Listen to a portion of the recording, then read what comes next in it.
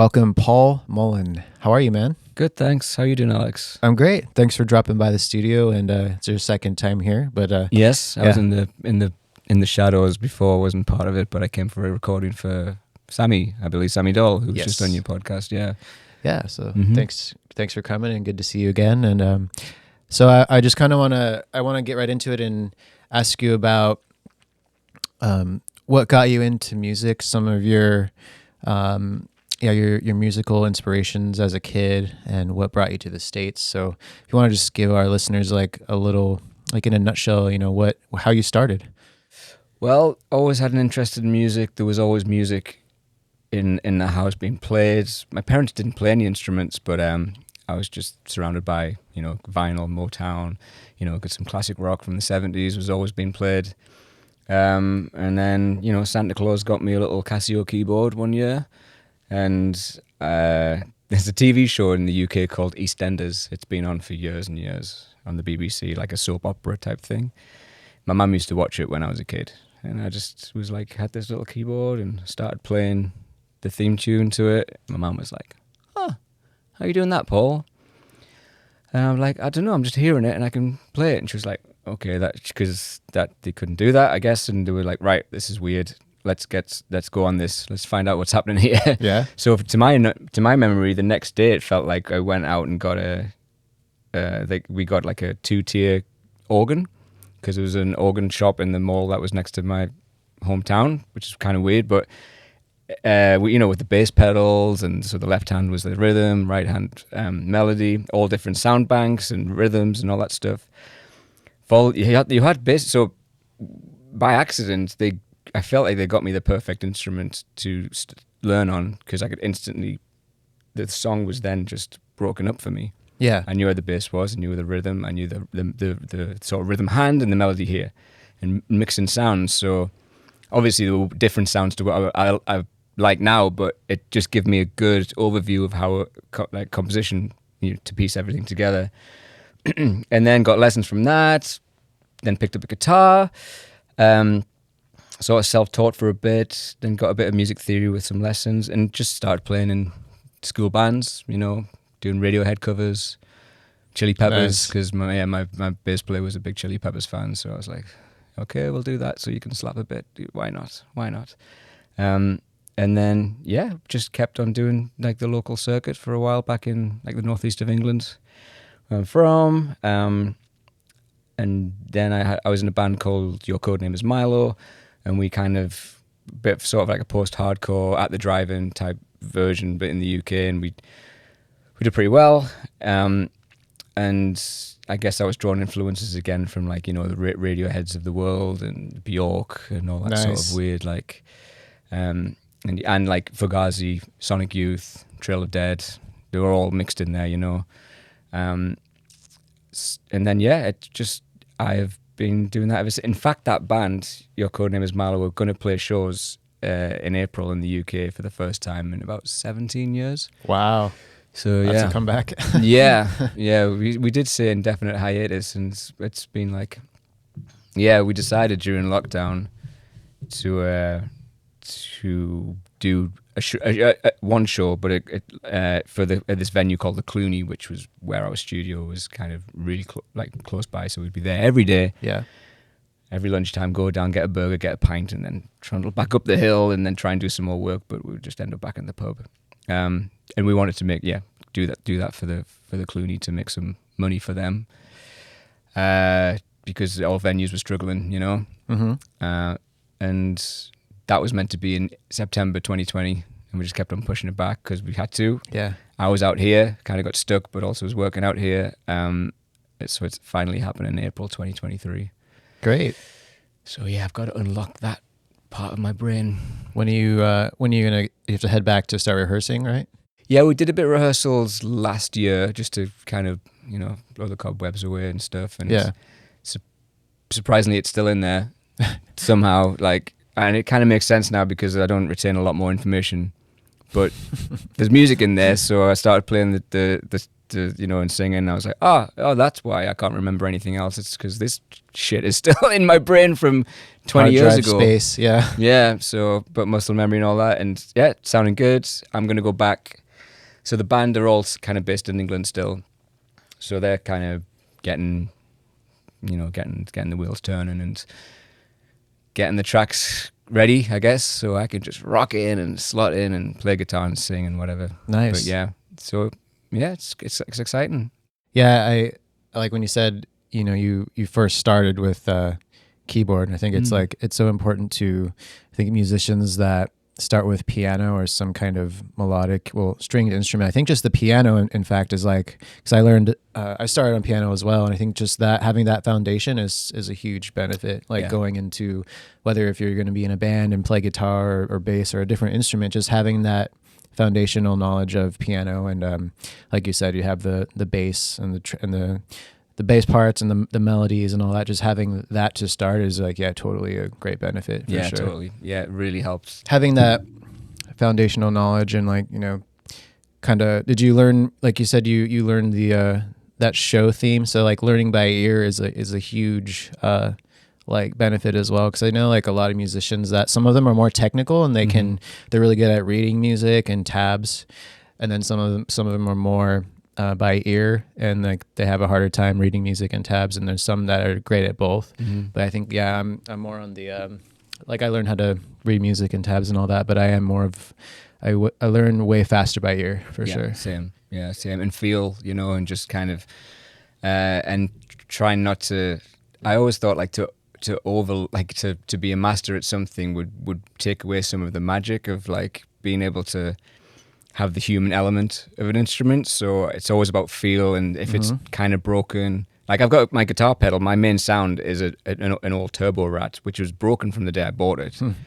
But it sounds great, and if it ever fixes itself, I've kind of lost my guitar sound. But those type of imperfections and the human element and the vulnerability of sounds has always kind of appealed to me. And also a musician playing an instrument, but not kind of how it would be like classically played, or sure. Yeah, I think like I totally agree with that. There's something to say about some of our favorite bands and artists, musicians. They're not, they have their own feel, their own style, and they don't necessarily play the instruments perfectly or the proper way. It's just they have their own approach, and it makes them who they are as an artist. And totally, man. So you said you have a rat pedal that's a little messed up, which is your signature sound, because like all of them to me they all sound a little fucked up, but like there's certain ones that like I have a rat clone. It's called the Little Bear, but like there's something weird that one does. But I love rats. Yeah, it's so good. And like I'm literally turning it up to everything's to 1. Maybe the filter's up a little bit more, but volumes to maybe 1, 2, and it's just like So I a while back I tried to like just replicate my pedal board in case it went down. I would have another one to like back up or whatever, and I bought another Turbo Rat, and I'm like, this is a completely different pedal. Yeah, isn't that weird? Like there's so many different types of rats, but like I guess it depends on whatever one you start with first, because you get used to that one. Get used, and just like I guess some of the cheap components that they might use in some of these pedals, mass produced. Sometimes they get a little bit fried or whatever. And but I'm happy that I got that one. Nice. Yeah. So wait, sorry, you said was it the original Rat or the Turbo Rat was your first one? Turbo Rat. Turbo. Okay. And then you said, okay, you got another one, and it sounded totally different. Yeah. Okay. Totally different pedal. And probably how it was meant to sound. Yeah. Which it sounds great, but it wasn't the same kind of crunch and like brokenness that I like. Hell yeah. I love rats and like all different kinds of fuzz pedals. Like I'm obsessed with fuzzy texture guitar tones. So let's talk about you have another project called Losers, right? So I noticed on your Instagram hasn't been much activity in the last year. Are you planning to get back into that, or do you have stuff brewing for that project? Yeah, album is done. Like from our end, it's just getting mixed. Cool. Some of it's already mixed, but we've just sent it off to this guy who worked on a record, two records previous. A guy called Jem Godfrey, who's a phenomenal synth player and just great guy, fantastic mixer as well, producer. So literally just got an email today saying they're in his hands and he's starting it tomorrow. So nice. very exciting. And he's like he adds a little bit of we allow him to like.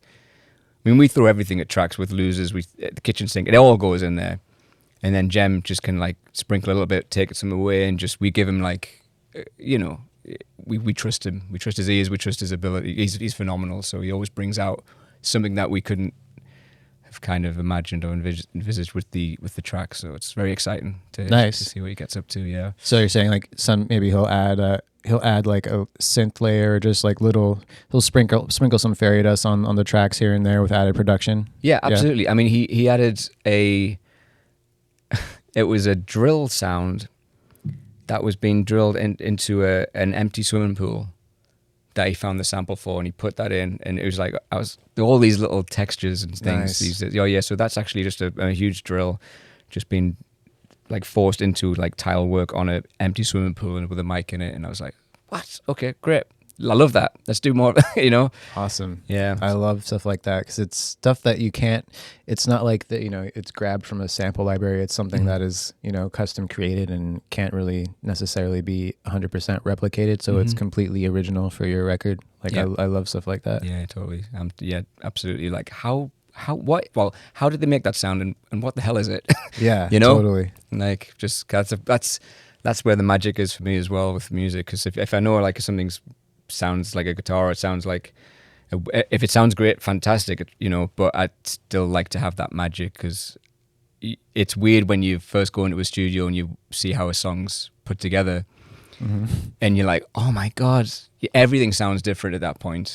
Before it was just this kind of mystery and just wonder, and just like everything sounded phenomenal, and like, I mean, it still does, but now you know the process, and it's like, oh god, see, that's how you do it. Yeah.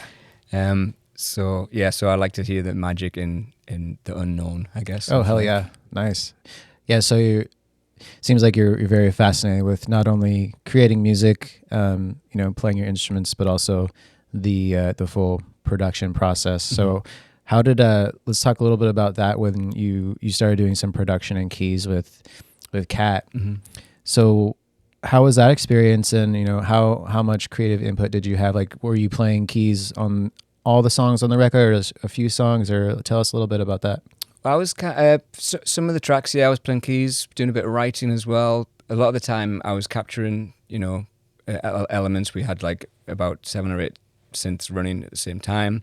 We just jump around trying to get a piece to put in, record, and arrange it and sort of discuss the idea with it. But Kat is phenomenal. She's like just knows exactly what she wants. She hears a frequency, a sound, a moment. Great. So it makes my job a lot easier, because we can capture that and document it, and then it becomes this, this aesthetic, or this feeling that she likes, and we tend to like always agree on that as well. So it was a really good process. The production side of things has always been a bit of I've always been on the other side of the engineer or producer. I've been like the person on the shoulder going, like bouncing around playing the instruments. So I'm kind of new to this side of it, and I've always been interested in it. But I've always worked with someone who's in the band or production team that I've been working with has always been kind of more capable and being able to do things 10 times faster than I can. I'm much better now, and I really enjoy it. And I kind of wish I'd taken a bit more interest in it a few years back, because I've worked with some phenomenal producers and engineers. Like, first record I did was with Steve Albini, which nice. Yeah, so in electrical audio, like back in 2000, whatever, a few years ago. Was that for Losers, or what? Yeah, it was for Yourcodenameis, Milo. Oh, cool.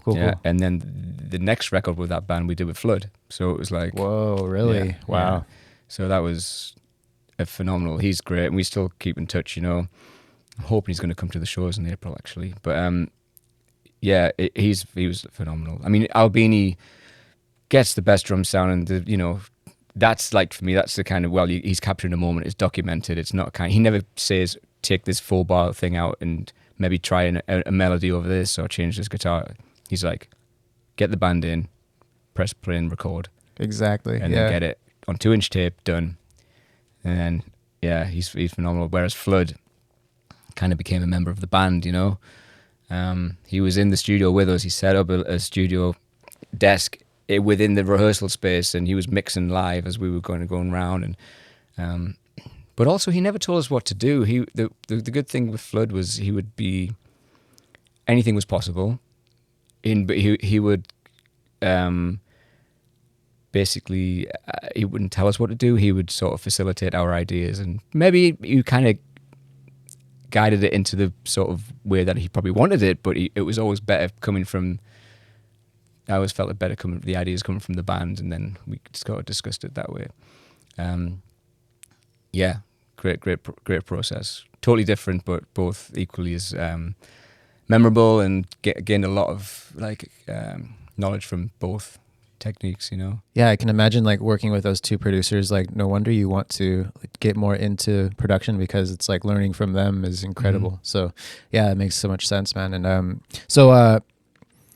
are you trying to pursue more work not only as a songwriter and musician, but you're wanting to get more into like production and mixing, or just production or mixing, or what kind of stuff like that? Not mixing. That's a different art complete. I mean, I kind of can get a good sound, but all those details, I just can't get it as widescreen as, you know, for example, yourself, or like, that's another. I can give good notes, but to actually get the technique is, maybe further down the line. But at the moment, it's about capturing the energy, capturing the right melody, the right, you know, working with an artist just to see how to best, you know, so they feel comfortable, and or the band feels comfortable, and it feels like them, and it's authentic. That's what kind of my world. Gotcha. So, cool. In a sense, I'd like to just press play and record and kind of capture that essence of the piece, but also at the same time with like Flood would work on a more I guess just trying to get a bit more out of the meaning and a bit more of the authenticity of like making sure that this is who you are, and that's important for me, because people, and also it's better for the artist, because if it's them and they're totally that's who they are, great. Doesn't matter what anyone else thinks. It's like, that's great. This is me. This is an extension of how to express myself, and I'd like prefer that than trying to be someone else. Or, there's some, you know, there's a lot of producers that are, you know, have that mentality to like let the band just basically show up and press record, and as long as the band is comfortable and they're feeling inspired, then that's what it is. And there's other producers that are a bit more controlling and like cookie cutter with how they want to do things. It just depends on what the artist wants. But yeah, I'm more for the you know, letting the artist, you know, evolve into more of who they are as an artist, and just let their, you know, their happy accidents and their imperfections be a part of their sound, and just go with that, instead of trying to, like you said, force them into, or have them be something that they're not, and trying to push it towards that. You know what I mean? But it is tough as well with the industry, because no one's really got the time and the money to just allow artists to develop. Labels were very much part of like the development deal. Get a band in, see the talent and nurture it, and kind of make it. Now it's like you get 20 seconds on Spotify or wherever, and then it's like, true. That's so and true. Also you work with producers because you know you're going to get a sound, and I think that's the label go, we need that sound, so you tell this band what to do, sort of thing. Which is, you know, and they'll get results, absolutely, but I'm definitely more about letting things breathe and just being able to really focus on getting exactly what it is you want out of it, instead of just this like burst of like, I don't know. Yeah, totally. I mean, I think a lot of it too, it depends on the genre, because like, you know, I work a lot in metal, and there are a lot of artists that they're going for a certain sound, so it's like, okay, to get that certain sound, we kind of need to follow these kind of strict guidelines. Yeah. So yeah, you know, we kind of have to stick to that to get that sound. But if the artist is more open to experimentation and new ideas, instead of, okay, you know, the label wants us to go for this sound, so we have to do, you know, follow these steps. So it just depends, I guess, on the genre too, and obviously, like I said, what the artist wants. But yeah, totally. It's cool that you want to, go more down the road of that kind of open-minded, like let's just put you in a room and push record and see what magic happens instead of let's do some weird shit that's not going to sell. You know. Yeah, or maybe it'll, you know, that's the thing. It's like that's when you can actually have the time to, you can set up the situation and the, you know, the energy to capture something magical. Yeah, maybe a lot of it will be like a bit too esoteric and weird for like the modern listener, but then if you're in that headspace to capture something magical, then you know, that maybe you'll do like 3 or 4 songs that are kind of spacey and weird. The artist likes it, the producer likes it, but it's not like, it's harder for the mainstream to grasp onto it. But then maybe there's one song that's just like, just perfectly weird enough that everyone loves it. You know what I mean? Yeah, exactly. Yeah, totally. Yeah, I get that a lot. Yeah. I mean, I think that was one of the things we made this super weird album with Flood. Of course we did, because we just went crazy with it. We loved it. We tried everything, and it still stands up, that record. I love it. It's just sounds totally weird and like, it's just a bizarre record. It's very demanding. What was the name of it? It's called Ignoto, so Ignoto, which is Italian for without reference, or you know, and yeah, but looking back, you know, we were signed to Fiction, Polydor, Interscope over here. We didn't really give the label a lot of like melody to push to radio and, and stuff, you know, to like you're saying, to get that kind of, that more wider sort of audience. And but then if we did that, it wouldn't be the record that it is now, and it still stands up, I think. But you know, maybe we could have like put a little bit of a straighter song in there that might have grabbed a few more people's attention, I guess. And Gotcha. But you know, we were in that headspace. That's where we were. That's how we were as musicians, and Flood captured it. So, and I love it. So nice. Yeah. So, as you're getting deeper into the production realm, what kind of, like, how do you like to work? Are you in Logic, Pro Tools? Like, what are you getting into? Yeah, Logic's Logic? where I go for, great for track and vocals, and it's just a lot easier. It just makes more sense to my brain to use that. You know, I'm going into Ableton a little bit more, especially working with like tracks and building sessions that way, like live sets, where it makes sense for that. You know, it's really solid. But for any more creative stuff, I'm Logic. Yeah. Nice. Yeah, I've messed with Logic in the past. It's very intuitive and like easy, so I love it for that. And it's actually the newer Pro Tools has become more stable in my experience, but like Logic has always been very stable. Like I used to record podcasts through Logic, and it was just flawless. Like it never crashed. Like you could record for hours and it would be fine. Yeah, totally. So yeah, I love the reliability and how streamlined it is, and just shit loads fast, and the plugins always work. So yeah, I love that.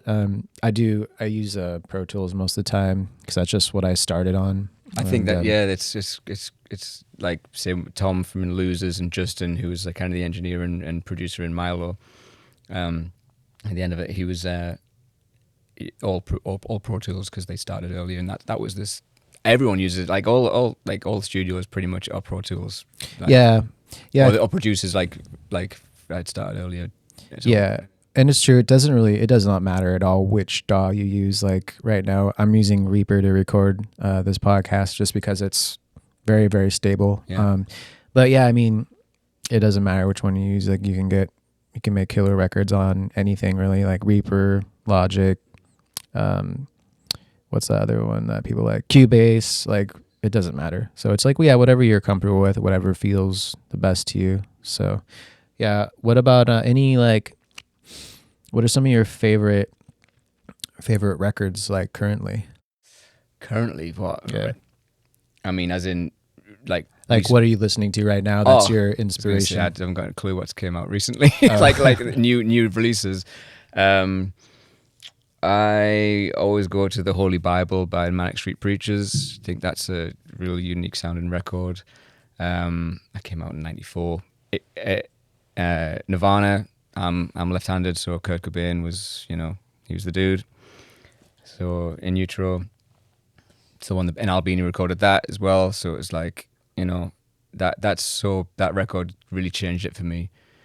Before I was listening, the first band I ever saw live was Def Leppard, and I still love it. They're there, you know. Def Leppard are always in my heart. So I was listening to that really super produced, you know, Mullen kind of he used to record every string individually, right, and then build the guitar, yeah, something like that. And obviously the harmonies on those records, damn, phenomenal.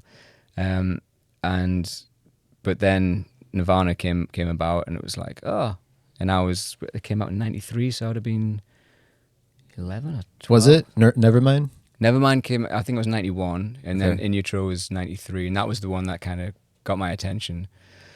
It was actually my dad was like, oh, Nirvana, you know, there's this band, they're meant to be quite good, you should check them out. And I, you know, went down to save my pocket money and went to this, it's not there anymore, but it was the record shop. Well, it was kind of had a whole pick and mix sweet section, like random clothes, and Woolworths it was called. And I went and got In Utero by Nirvana, and then, you know, listened to it constantly, and my mum wasn't too happy about me listening to a track called Rape Me, and you know. So but yeah, just the sound of that record was like nothing I'd ever heard. It was brutal, yet beautiful, and broken, but so like kind of punched. It just punched so hard, and yeah. So that would be my number one, I think. Anything by Bjork, I think. She just kind of, I was literally just watching a piece on her last night about Homogenic and how she was in Spain, and she was just really just reinvents the whole sound. She's like, I want to do electronic beats, strings, and vocals on this record. And then Medulla, I think, was like just vocals. She just kind of just has these great, like, she gives herself limitations, I suppose, because an artist like that, she could go off. She's like unbelievable. Hell yeah. I Unbelievable, love her stuff, man. Just like reinventing herself on every record. And like you just said, she will set limits and like only these instruments. Yeah. It's incredible. And her voice is just, when it breaks, she gets that real high. And it's just, that's it. I get goosebumps whenever that moment happens. It crackles, and again the vulnerability of that. Yeah, she's phenomenal. And You'll Know Us by the Trail of Dead. The second record, Madonna, with like Mistakes and Regrets. It's like a continuous piece, really, and it's just that again blew my mind. And what else? Downward Spiral, Nine Inch Nails. I mean, I'm going all 90s here, to be honest. So, yeah, that's kind of where I'm at. But I've got more into Radiohead, get more into the more electronic side of things. I lived out in Berlin for 5 years before I came here, and the electronic scene is obviously massive over there. Yeah. So that kind of the city influenced a bit of my music, and I got more into, you know, I wouldn't say like techno, but more dance and definitely more glitches and sort of. Yeah. Yeah. Yeah, like what you were saying about Nirvana before, I think the first two records, at least, like that's a perfect example of what we were talking about with like production, just like letting the artist just kind of go in there and record it off the floor and just let it turn into, you know, like a beautiful monster, basically. And like the first record, like I fell in love with the first record too, and the second one, but there's something about that I think I attached to the first one a little bit more. But yeah, like, yeah, it's crazy too, because, you know, that was recorded like right over there. Yeah. I got really into it. Like I love Nirvana, but it just, my interest kind of shifted like over the years. But their guitars, man, like the guitars and the vocals, like everything, it was just pure energy and emotion just like erupting out of them. Yeah. It was like perfect example. It's great. Yeah. Like you hear the instruments, but you also hear the human as well on those tracks, you know. It's like no one else can play it like that, really. That's the beauty of it. Like, you can be a master of your instrument, it sounds great, fantastic, technically unbelievable, love that stuff as well, but for me it's like actually hearing the person. Like, it's, yeah, the instrument is an extension of the person, I guess, as opposed to the instrument being the main focus. And I've always felt that about vocals as well. I feel like the vocals shouldn't be like a lead vocal. It should be another instrument that should blend in with the actual Totally. whole piece, Totally. like as an atmosphere, or So, yeah. Yeah, and I've talked about this with other musicians as well, like people that have been doing it a long time, and they get like the idea of, it's more about when you connect with an artist or connect with a song or a band, you're connecting to who they are and their individual style and feel as they're playing guitar, as they're playing piano, whatever. So yeah, it's like I don't really give a shit about how perfectly you played that riff or how perfectly you played that solo, like how accurate it was. It's just, for me, it's more about how did you play it like as an individual, and you can really hear who they are and their personality through the instrument. Yeah. So exactly. Totally. Yeah. Love that. And I think like the more you produce, like you'll be able to realize those moments and realize like even though this take was a little bit sloppy and fucked up, and this other one was like more accurate, like just being able to go, okay, well, no, we're gonna use this one because it's more of who you are. Yeah, it feels right. It's not quite perfect, but that's where it is. That's the kind of the area. Again, talk about the magic of the music. It's like that's something that you can recreate a perfect take. It's almost like when you go on tour and you do a perfect show, you don't remember those, right? It's always the ones that kind of get a bit fucked up and like you fall, or like there's something happened. But again, that's part of the live experience. You remember those moments. Oh yeah, if you have a great show, perfect show, of course it's fantastic. But on a tour, you're going to remember like the weirdness or the fuck ups and the how ridiculous that was, or and again that it made it special, I guess. Hell yeah. You can fuck up, you can be vulnerable, you can make mistakes. It makes it special. That's one thing I also say, like, just don't be scared to do that. You can't be perfect. No one's perfect. I think the audience enjoys that too. Like when maybe it's not a really bad fuck up, but they'll notice like, oh, their string, their string broke during that part, and they had to like, while they were waiting for the next guitar, it's like they were playing that riff without that string, and it sounded different, but it was cool because like they made it work, and just stuff like that. Like you said, you remember that, and it's more fun, it's more real. Yeah. Instead of everything went perfectly and we played all the riffs were perfect and sang perfectly in key the whole set. I don't know. Yeah, I totally get that though. I mean, the audience probably prefer a perfect show, but I don't know. I do like it when I'm watching a band or an artist and something kind of goes a little bit different. It just keeps everyone on edge, It's like, oh, this could fall apart, Yeah. Oh my God. I like when singers sometimes maybe they'll fuck with the lyrics a little bit, or they'll kind of customize it to the city that they're in, or they'll just like kind of just take fuck with the audience a little bit and maybe change a chorus lyric here and there, or just to see who's paying attention. Exactly, and I love that stuff. I mean, that being said, when I'm working for another artist and I'm working for them for their show, I want it to be perfect. Yeah. There's like a I definitely don't want any fuck ups then. Yeah, totally. But So what are you what other projects are you looking forward to for this year? Well, when I was out, so Milo is going to be a thing, and hopefully that goes well, and possibly some festival stuff after that. I don't know. We'll see how it goes. We just, it's been, like I say, 17 years since we've played a show. We'll see how it feels, see if we want to do anything more. I'd love to do some more music. And I've always said I'd love to do another EP with Milo, or album maybe.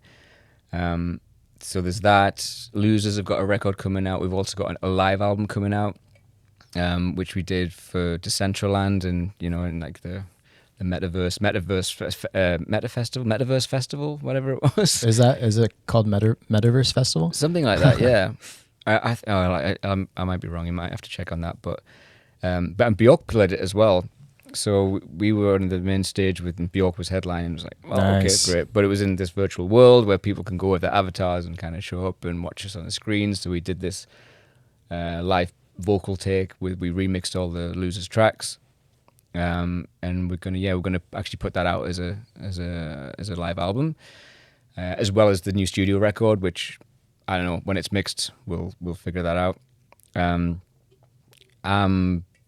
I've got a bunch of solo stuff that I've been working on for about 3 years now. Nice. Well, probably about 20 years. Older songs. Yeah. Yeah, more stuff, more writing, just working with artists as well, just finding a good project and, maybe playing for some artists, writing, trying to get people in the studio. I'm working with a good friend of mine called Brian Stage, who is in a band called My Satellite from Los Angeles, and we're basically trying to go for some more like a TV advert type music, 90 seconds of something with it. It's a good exercise actually. You find out a lot about yourself, and you try and just sneak into different genres. And but because with Losers, we've had like a lot of good syncs with TV and film. So, but that's just been with tracks that we've made, not without thinking that we should do this for TV and film. But so now it's like, maybe we should try and do something a bit more like that. So me and Brian have set up a little thing. So nice. We get in the studio every week and bash out some stuff. And it's also great because I've had a bunch of these ideas which have never been right for Milo, for Losers, my other project, Young Legionnaire, and all of the stuff. So now I'm just kind of going, all right, this has got a place now. Let's just put it out, and it's kind of quite therapeutic and like quite, it has a home. Hell yeah. So there's that. And more touring, I guess. And just trying to, I was saying before that we start, just keep being creative, just getting inspired, just, I love being out here in America, so just, meeting some great people and, just continue working and try and like produce as much stuff as possible. That's all I can do. I don't know what else I would do. Are there any specific types of artists you're looking for that you would like any specific type of genre or sonic aesthetic that you like with artists you'd like to work with that you're going for, or are you kind of open-minded to, multiple genres? Or I think something it has to be on the dark side of things, but I love great melodies. I love a huge chorus. I love a fantastic second verse. I love a good second verse. Hell yeah. That's what gets me, you can strip away bits and like add a bit more rhythm to it. That's what I tend to do all the time. But I think it just has to be an understanding of like, if we're going to work well together. Yeah, you can totally kind of get that. And then I think we can create whatever, and as long as we're having a good time with it. But I would always go for something that's more bass driven and rhythmic. Whenever I'm watching a live show, I'm watching the drummer. Mm-hmm. That's where it kind of really gets me, that's, so I think something that's kind of a bit more dynamic with rhythms, but strong bass lines, like real fuzz bass, and nice. some beautiful melodies over the top. If we can do that, I'll be happy. But if you know any of those people, Alex, just send them my way. I'm gonna send you some stuff. Don't you worry. This year I'm gonna wait until it's the right artist, and then I'll be like, I got the perfect guy, and I'm gonna send him to you. Nice. Can't wait. Cool, man. So before we wrap it up, because I know you worked really hard on the Kat Von D record. So are there any specific songs where you did more type like textural stuff, or like just kind of give me an idea of, or the listeners an idea of like what kind of sounds and like textures did you use on that record? Well, it was a lot of synths. We had the Rev 2, the OB6, we had the Jupiter X, the Moog, we had the Prophet X, the Novation Summit. We had all these kind of running at the same time, and we were just jumping around, And then Greg, who's the synth player with Kat, he a lot of it came from just an MPC, Okay. And all the samples loaded on there. You would just have banks and banks of it, and we'd start building beats from that. Some different atmospheric sounds. There's one track which I don't think has a title yet, but it's super, super dark, and it's really kind of aggressive in a sort of 9 Inch Nails. Nice. Where but again with a nice melody over the top, you know. So we did that. There's like 2 or 3 tracks that I think are going to make the record that that me, Greg, and Kat sort of wrote, and then he's been working with other producers, and you know, as a whole record comes together, this you know, that's how it happens. But yeah, I think a lot of it was a lot of textures, I guess. You know, a really strong synth line was very important. Something to grasp the ear, to get the ear, you know, the ear candy stuff. And, just great structures, and again, something a little bit left at the traffic lights thrown in there, so it's not quite straight up. Yeah. If that makes any sense. No, totally. And I was gonna ask you, like, are you the type of synth producer, like, do you like to layer a bunch of different sounding textures for like a pad or a melody, or do you like to kind of just pick the right one and use that one for that part of the song? I'd like to get a bunch of takes, I guess, and then just again see what feels right. Like you're talking about the slightly maybe out of time or not quite. I mean, obviously, if you're not in tune with the synth, it's very different to like slightly out of tune on a guitar, because you're just playing the wrong note at that at that point. But yeah, I like to get a bunch of takes, and then I can kind of piece it together. But it's we just throw everything at it again, you know. But again, Kat knows exactly what she wants. As soon as she hears it, she's like, that's it. So as I said before, it made my job a lot easier. And Greg's a phenomenal synth player, and he's great at dialing in sounds and knows exactly. They have such a good, you know, connection with bands that they love and sounds that really sparks their, like, you know, gets them going, I guess. Yeah. So it was a great experience, really. So and with synth lines, it just depended on the track as well. You know, sometimes there was more in kind of taking stuff away. You know, the emptiness is sometimes quite. Oh hell yeah! Sometimes good. So we did a bit of that, but then we'd throw everything at it again. You know. Yeah. It's all about, you know, you could throw a bunch of synth layers, and then during a verse where you want to really bring it back, just a nice single light pad, exactly for the contrast, you know. I can't wait to hear it. It's getting mixed right now, and all reports back, it's sounding fantastic. So I can't wait to hear what's, you know, because a mix can, you know, it's so important to a record. And yeah, it's all important, man. Every step of the way is important. So as long as you're, you know, you get the right team together, the right vibe, the right intention, and it's all good. So yeah, I'm excited to hear your work on that too, man. So congrats on that, and congrats on what's coming up for you with the other projects, with Losers and other projects as well. So anything else you'd like to, where can people find you? Do you have like a website, or where can they find you on Instagram? It's just at Paul Mullen, right? Yeah, that's cool. It. I think I have a Facebook. I mean, I'll apologize to anyone who is going to follow me. I will try and post, and I need to post more. I probably will do because of the Milo shows now, so I will be a bit more active. But, you know, I'm just generally just sitting in my studio. You can find me in my studio. That'd be the best thing. But yeah, Instagram's probably the best way. Cool. At Paul Mullen.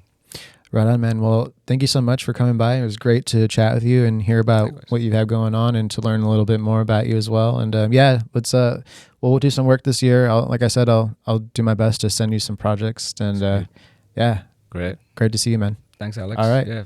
Cheers.